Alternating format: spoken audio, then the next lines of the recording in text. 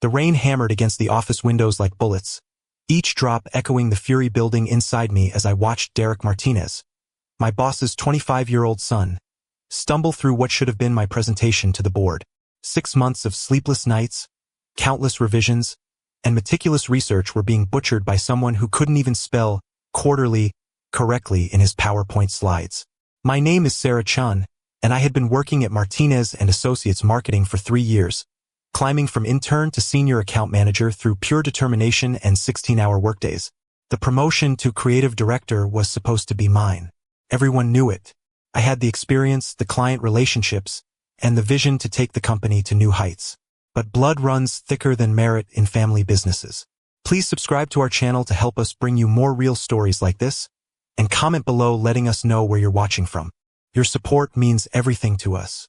The Chicago wind howled outside our downtown office as I sat in the back of the conference room, watching Derek fumble through slides that I had originally created.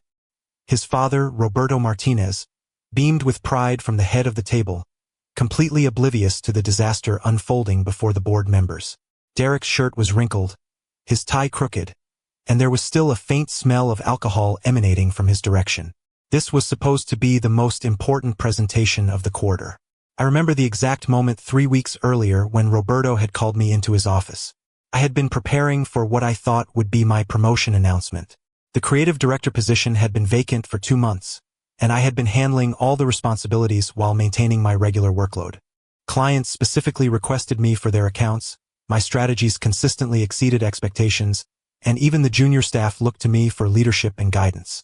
"Sarah, you've been doing excellent work," Roberto had said, adjusting his expensive tie as he avoided making direct eye contact.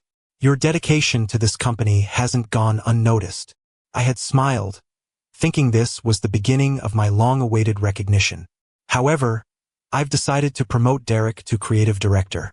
He's been with the company for 6 months now, and I think it's time for him to take on more responsibility. The words hit me like a physical blow. 6 months. Derek had been with the company for 6 months, most of which he had spent taking extended lunch breaks, leaving early for networking events that were actually happy hours with his college friends, and delegating his work to junior staff members who were too intimidated to refuse the boss's son. I had spent 3 years building relationships, developing skills, and proving my value, only to watch it all be handed to someone based solely on his last name. "I understand this might be disappointing," Roberto continued, finally meeting my eyes, "but Derek brings fresh perspective and new energy to the role. I'm sure you'll provide him with all the support he needs to succeed." The irony wasn't lost on me. Not only was I being passed over for the promotion, but I was also being asked to train my replacement and ensure his success. That night, I sat in my small apartment in Lincoln Park, staring at my reflection in the black computer screen. My parents had immigrated from Taiwan when I was 5 years old, working multiple jobs to provide opportunities they never had. They taught me that hard work and dedication would always be rewarded, that America was a place where merit mattered more than connections. The naive optimism of their American dream felt particularly bitter that evening. "So, as you can see from this graph," Derek mumbled, pointing at a chart that was upside down, "our social media engagement has been, really good this year." The board members exchanged uncomfortable glances. Mrs. Henderson, our biggest client representative, looked like she was physically restraining herself from walking out. I had worked on the Morrison Industries account for 2 years, building it from a small local contract to our company's largest revenue stream. The presentation Derek was massacring contained strategies that could potentially double their investment with us. But watching him explain innovative marketing solutions, while mispronouncing demographic, made my stomach churn. The meeting ended with polite applause and concerned whispers. As the board members filed out, I overheard Mrs. Henderson telling her colleague, "I'm not sure about the direction this company is heading." My heart sank. These were accounts I had nurtured, relationships I had built through late-night calls and weekend strategy sessions. Roberto patted Derek on the back as they left the conference room. "Great job, son. I knew you'd make an excellent creative director." Derek grinned and shot me a smug look before following his father out. The janitor, Miguel, was already cleaning up the coffee cups and scattered papers. He had been with the company for over a decade and had watched me grow from the nervous intern who spilled coffee on my first day to the confident professional who landed our 3 biggest accounts. "That wasn't right, Miss Chen," Miguel whispered in his thick Mexican accent as he wiped down the table. "Everyone here knows you deserved that position." I managed a weak smile and gathered my things. The late afternoon sun was breaking through the storm clouds, casting long shadows across the empty conference room. That evening, I sat in my small Lincoln Park apartment, staring at my laptop screen. The Morrison Industries proposal needed major revisions before the follow-up meeting next week. Derek had promised the board he would handle it personally, but I knew the account better than anyone. My cat, Whiskers, jumped onto my lap as I worked through the night, refining strategies and polishing presentations that would bear Derek's name. The next morning brought news that would change everything. Derek had crashed the company Mercedes into a fire hydrant on his way home from a downtown bar. The car was totaled, and Derek had been arrested for driving under the influence. Roberto was furious, not just about the car or the legal trouble, but about the embarrassment to the family name. In a moment of rage that the entire office heard through his glass-walled corner office, Roberto grounded Derek like a teenager. I learned about the accident from Jessica, our receptionist, who had received the call from the police station at 6 in the morning. Derek had apparently tried to use his father's name to get out of trouble, which only made things worse when the arresting officer recognized the company name from our billboard advertisements around the city. The story would likely make the local business news within days. "You're taking a vacation to Mexico to think about your responsibilities," Roberto shouted, his voice carrying across the open floor plan. "Your Aunt Maria will keep an eye on you in Guadalajara. Don't even think about coming back for 3 weeks." Derek stormed out, muttering curses in Spanish and shooting dirty looks at everyone who dared to make eye contact. The office fell into an uncomfortable silence after Derek's dramatic exit. Employees who had been walking on eggshells around him for months seemed to exhale collectively. Maria Santos, our senior graphic designer, quietly approached my desk later that morning. "Sarah, we all know you should have gotten that promotion," she whispered, glancing around to make sure Roberto wasn't nearby. "Derek's been taking credit for your work since day one. Maybe now Roberto will see what really happens when you're not covering for his son." With Derek gone and the Morrison Industries follow-up meeting looming, Roberto found himself in an impossible position. The presentation needed to happen, the client was expecting results, and the only person who truly understood the account was me. But his pride prevented him from admitting that his son's promotion had been a mistake. The opportunity presented itself on a gray Tuesday morning. Roberto was in meetings all day with lawyers about Derek's situation, and the Morrison Industries team had moved their meeting up by 2 days due to schedule conflicts. Mrs. Henderson called directly, asking for Derek, but when I explained he was temporarily unavailable, she insisted the meeting proceed as planned. "Sarah, I've been hoping to work more closely with you anyway," she said over the phone. "Your insights during our previous meetings were always the most valuable." My heart raced as I realized this was my chance to prove what I was capable of without Derek's interference. The backstory of Morrison Industries was deeply personal to me. When I first joined the company as an intern, their account was considered dead weight. They were a mid-sized manufacturing company struggling to compete with larger corporations. Everyone else saw them as a lost cause, but I saw potential. During my lunch breaks, I researched their industry, analyzed their competitors, and developed comprehensive strategies to revitalize their brand. I had spent countless evenings studying their target demographic, understanding their pain points, and crafting messages that would resonate with their audience.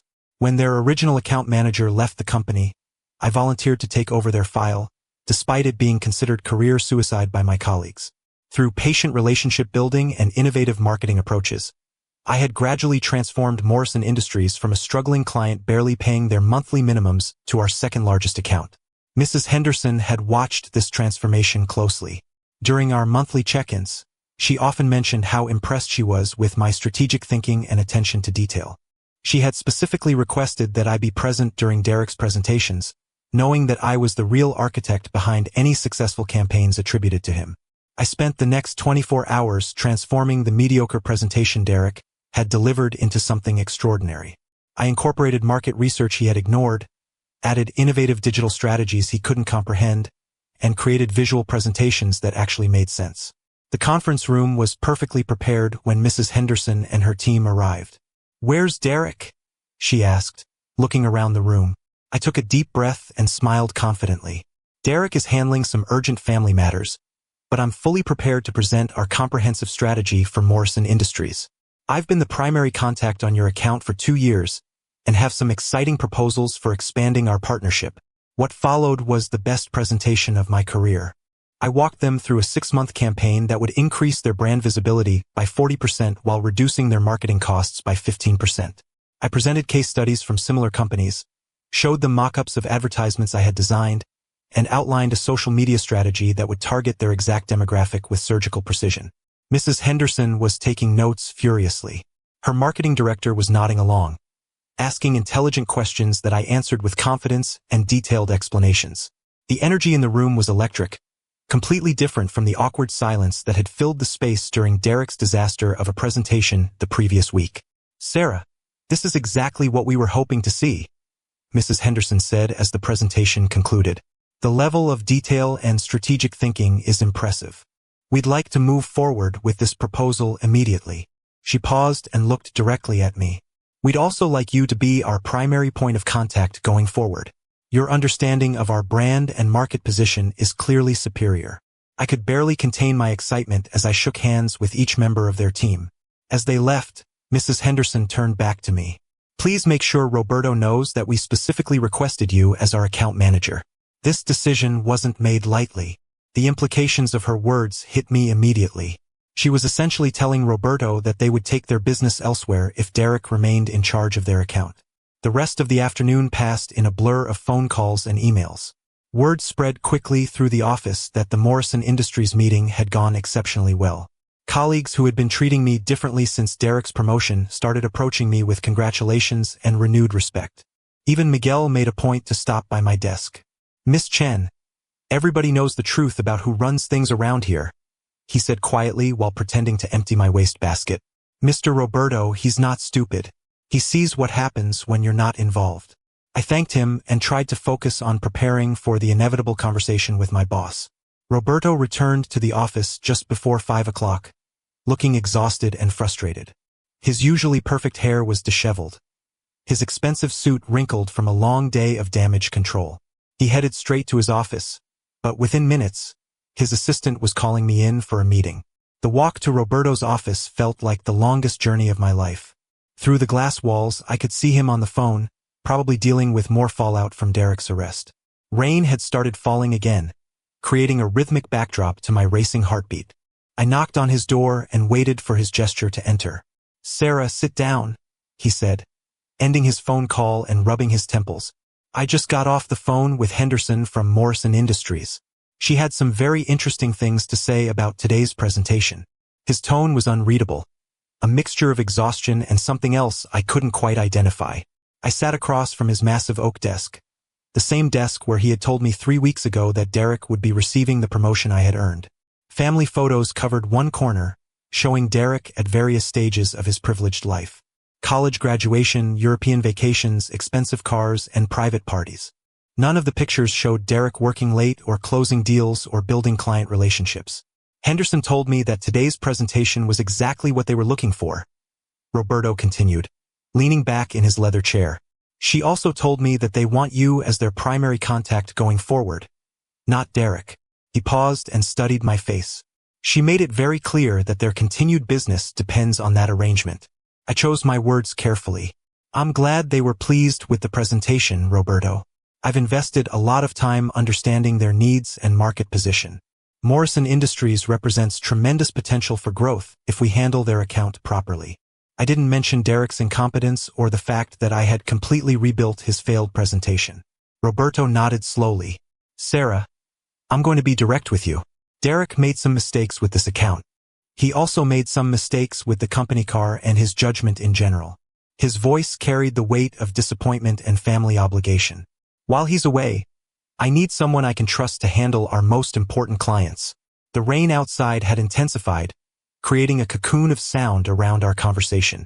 I could see other employees gathering their things and heading home for the evening, but this conversation felt like it could determine the entire trajectory of my career.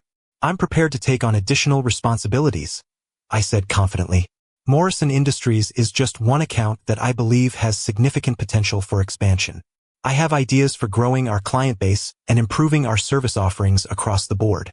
I had been developing these strategies for months, waiting for the right opportunity to present them. Roberto leaned forward, his business instincts overriding his paternal protectiveness. Tell me about these ideas. For the next hour, I outlined comprehensive plans for expanding our services, targeting new markets, and improving client retention rates. I showed him projections, competitor analyses, and detailed implementation timelines that I had been developing during my lunch breaks and evenings. This is impressive work, Sarah, he admitted, flipping through the documents I had prepared. How long have you been working on this? I explained that I had been developing these strategies for the past 6 months, always hoping for an opportunity to contribute at a higher level. I didn't mention that I had done this work while watching Derek stumble through basic tasks that should have been elementary for someone in a leadership position. As our meeting concluded, Roberto made a decision that would change everything. Sarah, I'm promoting you to acting creative director while Derek is away. This is a temporary position, but if you can demonstrate the results you've outlined in these proposals, we'll discuss making it permanent. The words hit me like a lightning bolt. Everything I had worked for was finally within reach.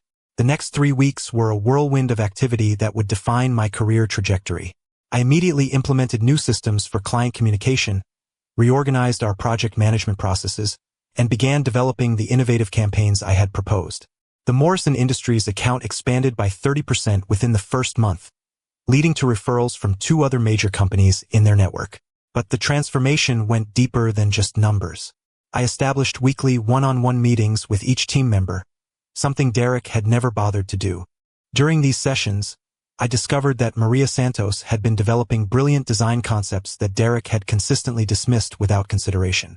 Tommy Richardson, our junior copywriter, had been writing exceptional social media content that Derek had been taking full credit for without even reading. Sarah, for the first time in months, I feel like my ideas actually matter, Maria told me during one of our weekly check-ins. Derek would just tell us to make it prettier or make it sound better without giving any real direction. You actually understand what we're trying to accomplish. The relief in her voice was evident, and similar sentiments were echoed throughout the department. I also discovered that Derek had been consistently overpromising and under-delivering to clients. The Johnson Automotive Group had been considering switching to a competitor because Derek had promised them a comprehensive rebranding campaign, then delegated the entire project to an intern who had no experience with automotive marketing. When I took over the account, I had to essentially start from scratch, but I was able to salvage the relationship by being honest about the previous mistakes and presenting a realistic timeline for delivering quality results. Other clients began requesting me specifically for their accounts. The Peterson and Associates law firm, which had been lukewarm about our services, doubled their monthly budget after seeing the results of my social media campaign. I had identified that their target demographic was primarily accessing information through LinkedIn and professional networking events, rather than traditional advertising channels. By shifting their strategy to focus on thought leadership and professional content, their client inquiries increased by 45% in just 2 months. The office atmosphere changed dramatically. Employees who had been walking on eggshells around Derek's unpredictable moods were now energized and productive. We implemented weekly team meetings where everyone could contribute ideas, something Derek had never considered because he was threatened by other people's creativity. Productivity increased by 25%, and our client satisfaction scores reached all-time highs. Miguel approached me one afternoon as I was leaving the office. "Miss Chen, I've worked here for 12 years, and I've never seen the office so happy," he said with a genuine smile. "People actually want to come to work now." Mr. Roberto notices these things, even if he doesn't always say so. His words meant more to me than any formal recognition could have. The financial results were undeniable. Revenue increased by 18% during those 3 weeks, new client acquisitions tripled, and our employee turnover rate dropped to 0. Roberto couldn't ignore the numbers, especially when they were so dramatically different from the declining trends that had begun during Derek's brief tenure as creative director. But the real test came when Derek returned from his forced vacation in Mexico. He walked into the office with a tan and a bad attitude, expecting to resume his position as if nothing had changed. The reality hit him immediately when he saw his nameplate had been removed from the creative director's office and his belongings had been moved to a smaller workspace. Derek's return was anticipated by everyone in the office with a mixture of curiosity and apprehension. Word had spread through the Chicago marketing community about the dramatic changes at Martinez and Associates. Industry colleagues had been calling to congratulate me on our recent client acquisitions and asking about our innovative strategies. The buzz around our company had reached levels we hadn't experienced in years. I had spent considerable time preparing for this confrontation.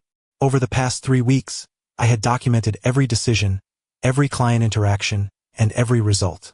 I had created comprehensive reports showing the measurable improvements in client satisfaction, employee productivity, and financial performance. I knew Derek would challenge my authority, and I wanted to be armed with facts rather than emotions. "What the hell is going on here?" Derek demanded, storming into his father's office without knocking. Through the glass walls, the entire office could see and hear the confrontation that followed. Roberto remained calm while Derek's voice rose to near-shouting levels. "You can't just give my job away while I'm gone. I'm your son."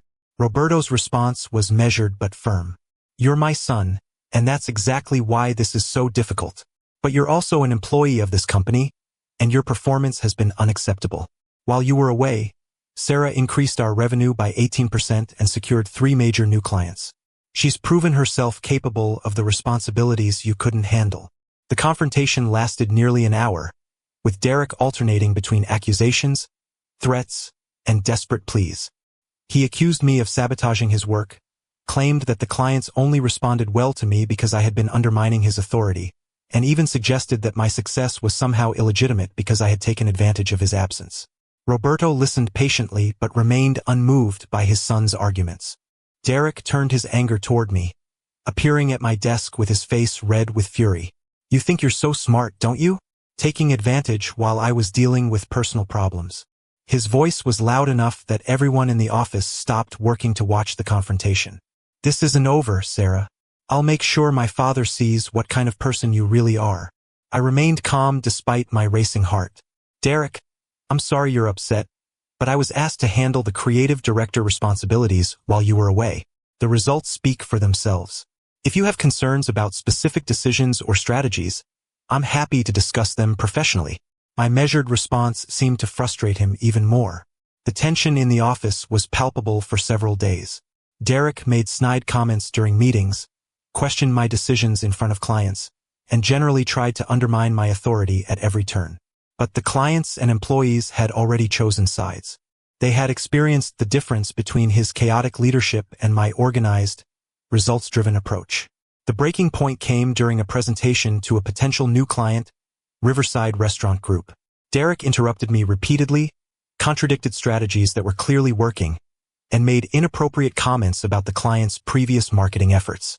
The meeting ended with the clients thanking me for my time, but making it clear they had serious concerns about our company's internal dynamics. After the clients left, Roberto called both Derek and me into his office. The conversation that followed was painful but necessary.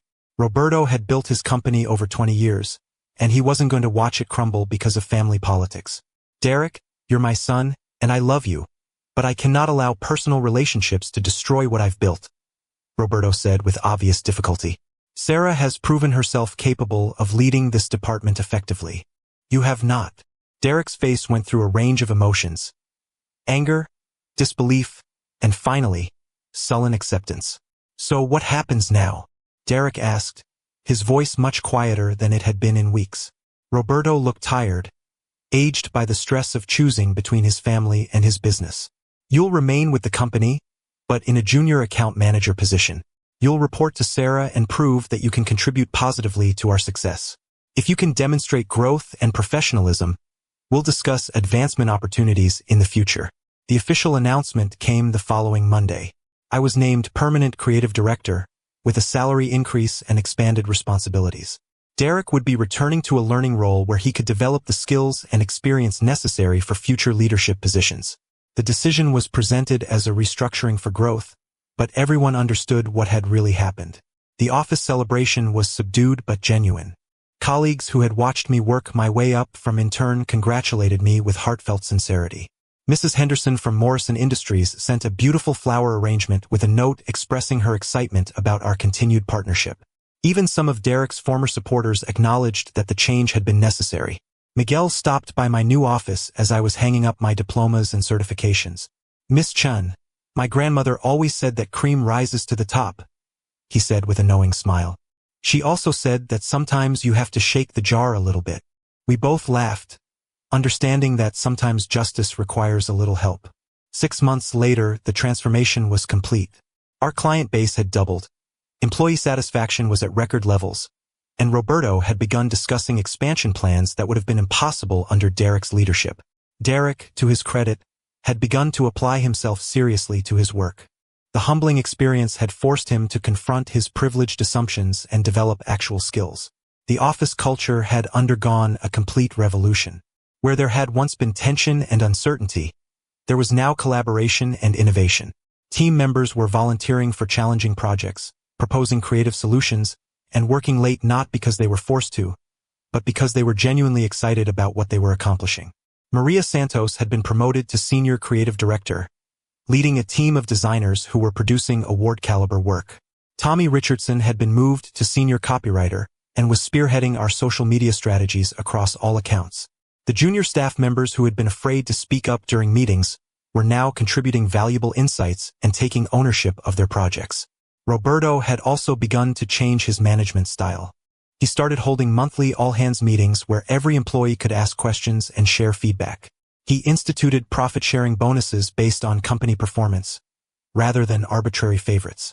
Most importantly, he had begun making promotion decisions based on merit and results rather than personal relationships. "You know, Sarah, I owe you an apology," Derek said to me one evening as we were both working late on a particularly challenging project. "I thought I deserved that promotion because of who my father was, not because of what I could contribute. Watching you succeed made me realize how unprepared I actually was." I looked up from my computer, surprised by his sincerity. Derek had been working on the Miller construction account for 2 months, and his progress had been remarkable. He was staying late, asking thoughtful questions, and actually listening to feedback from clients and colleagues. "Derek, we all make mistakes. What matters is what we learn from them and how we grow." He nodded and returned to his work, a different person than the entitled young man who had crashed the company car and fumbled through presentations. The rain was falling again outside my office window, but this time it felt cleansing rather than ominous. Chicago's skyline stretched out before me, full of possibilities and potential clients. My phone buzzed with a text from Mrs. Henderson. "Sarah, we just received the quarterly report. Phenomenal results. We're recommending Martinez and Associates to 3 companies in our network." "Well done." I smiled and looked around my office, decorated now with awards and recognition letters from satisfied clients.